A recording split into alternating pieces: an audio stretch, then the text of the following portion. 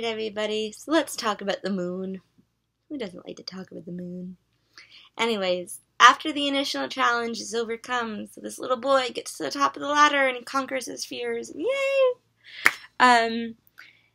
We have this really elaborate shot that's really hard to describe, so I really hope you went and watch it, or this is not going to make a whole lot of sense. But there's an appropriately elaborate shot because this is our introduction to the moon in a film called The Moon, where the camera spins as the gravity from the moon takes over from the gravity of the Earth. And the startled little boy is pulled upside down from the ladder and then through space toward the moon. So, this is one of the punctuating visual shots used to introduce the magical surface of the moon. The shift in setting, a dramatic and grand entrance. The camera, and therefore the audience, is changing worlds along with the boy. The film pauses along with the boy when he lands, so he can look around at the glowing stars covering the moon's surface. Once again, we are at the same emotional point as the little boy, because this is our first time on the moon as well.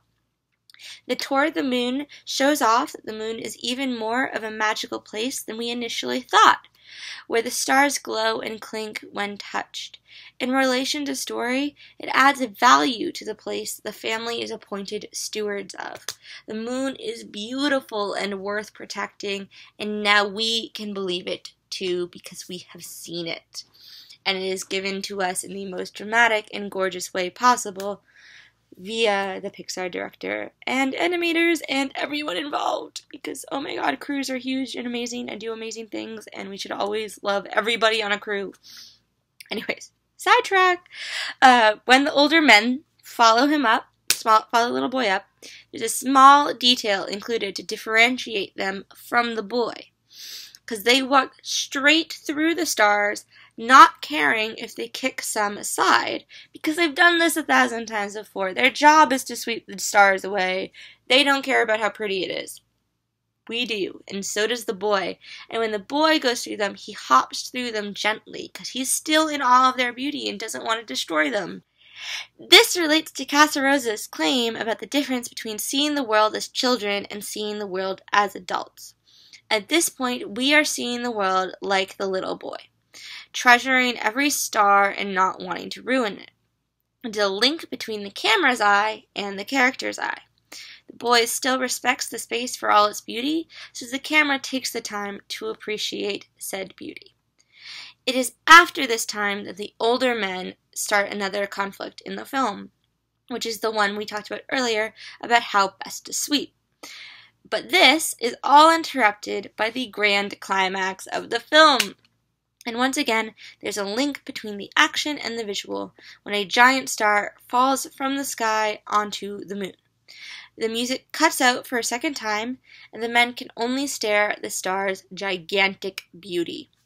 The scene cuts to the two older men having no idea how to get rid of it and struggling in the process. Remember, if you are kind of horrified at the concept that they want to get rid of this big, gorgeous star that has just crash landed on the moon, it's their job. And so it's also their job to figure out how to get rid of it, and they don't know how. And so it is at this point that the music comes back. Hey there, Jake, you know. We get to focus on this conflict of how to get rid of the star.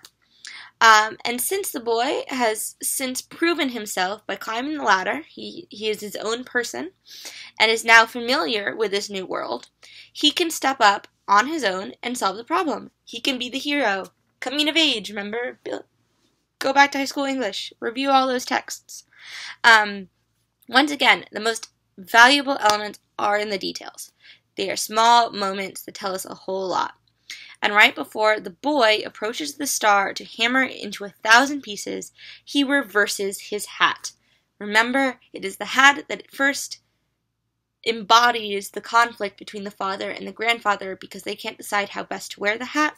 The boy comes up with a completely different way to wear his hat and therefore be his own person.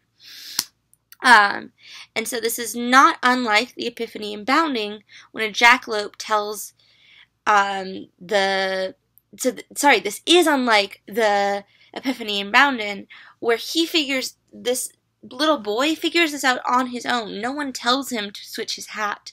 No jackalope tells him to switch his hat. He figures it out himself. And he just does it, and he does not tell us how he does it, he shows us. So it's an amazing moment, it's a really big moment, and it's really cool that Kasparov figured out how to do this. And so the result of his ingenuity is yet another moment for visual splendor, as the film slows down and the boy falls along with the glowing stars to the music from before. He falls like this. It's really pretty. The action is moving so slowly, the boy actually seems to be floating as opposed to falling. Or to quote some other amazing film that may or may not be made by the same studio, he's falling with style. While it is a visual treat, it also gives the father and grandfather an emotional moment, as they finally show more concern for the boy than themselves, because they worry about his welfare and run to that. They don't run. They don't go anywhere, but they get worried about the boy because that's what they start focusing on. And it is a relief when he pops up from the pile of the stars at the end, and then the old man's laughter begins the film's brief coda. So it's this moment when suddenly they give up what they've been fighting about in service of a more honorable goal and a more heart-wrenching goal.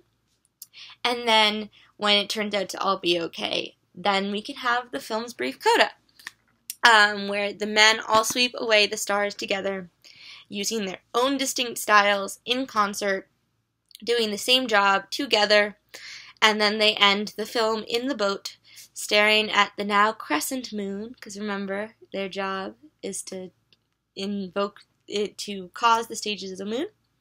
And so it ends with the same wonder as the little boy started the film with. And it is Kasarova's goal visualized on screen, and ideally the audience comes away carrying the same emotions as well. So that's La Luna. And La Luna is beautiful, and we love it.